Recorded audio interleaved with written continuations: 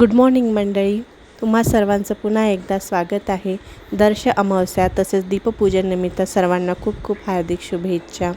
आमची सडा रांगोळी आटोपलेली आहे आणि आमच्या घरी जास्वंदाच्या झाडाला खूप सुंदर असं लाल फूल उगवलेलं आहे. तुम्ही बघू शकता. आता गणपतीचे दिवस जवळ आहेत, त्यामुळे या झाडांना खूप बहर येतो. माझ्या दारातसुद्धा रांगोळी सजलेली आहे. सडा रांगोळी आणि घरची साफसफाई झाली आणि लगेच आंघोळ करून देवाची पूजा करून घेतली. आज दर्श अमावस्या असल्यामुळे आमच्याकडे याला जिवतीसुद्धा असं म्हणतात. ते तुम्हाला जे दिसतात आहे देवपाटाला लावलेले, हे आमच्याकडे 1-2-3 दिवसाआधी घेऊन येतात आणि हे देवपाटाला चिकटवून ह्याची पूजा केलेली जाते. बघा, मी माझ्या देवपाटाला लावलेले आहे आणि तसंच त्याला हळदी कुंकू लावून त्याची पूजा केली आहे. तसेच हे कपाटाला, तिजोरीला किंवा आपले जे कपाटाच्या आतमध्ये जे चोरकप्पे असतात, जिथे आपण दागदागिने ठेवतो, अशा ठिकाणी हे लावावं लागतात आणि त्याची पूजा करावी लागते. तसेच आपल्या प्रवेशद्वारावरती सुद्धा लावून त्याची पूजा करावी लागते. तसेच इच्छाला आज टिफिनमध्ये डोसा आणि चटणी दिली. रोज भाजीपोळी खाऊन कंटाळा आला होता, म्हणून तिला आज थोडं वेगळं करून दिलं टिफिनमध्ये.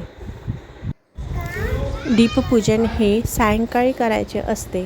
तसेच मला आज थोडं बाहेर जायचं होतं, म्हणून मी लवकर स्वयंपाक केला आणि देवाला नैवेद्य दाखवून देवाजवळ 5 दिवे उजळून घेतले. त्यानंतर त्यापैकी 2 दिवे मी देवाजवळ ठेवले.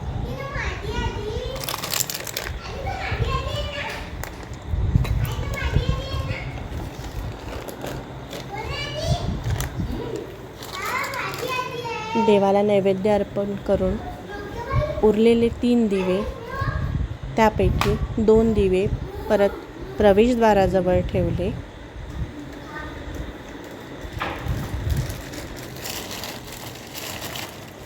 तुम्ही बघू शकता, मी माझ्या रांगोळीजवळ आणि माझ्या दाराच्या बाजूला खुर्चीजवळ एक दिवा असा ठेवला.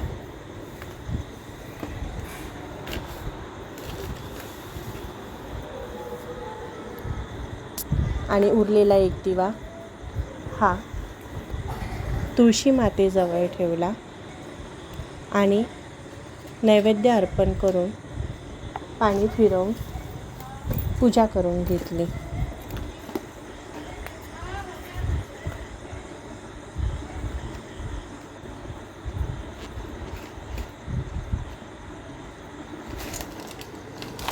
अंधार खूप होता, म्हणून मी नंतर ट्यूबलाईट लावला आणि व्हिडिओ काढला हा. त्याचप्रमाणे ताईने देखील तिच्या देवाजवळ दीपपूजन करून घेतले. 5 दिवे उजळून घेतले देवाजवळ.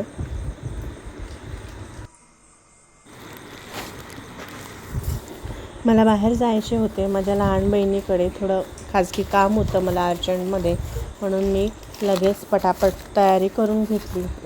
इच्छाची पण तयारी करून घेतली आणि आम्ही ओला बोलवून लगेच माझ्या बहिणीकडे निघालो.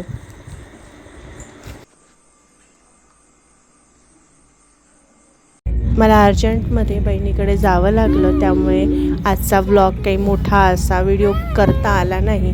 तर आजचा दीपपूजन निमित्तचा जो हा ब्लॉग आहे, तुम्हाला कसा वाटला mini vlog, like, share, comment करून नक्की कळवा आणि सबस्क्राईब करायला विसरू नका. भेटूया नेक्स्ट व्लॉगमध्ये.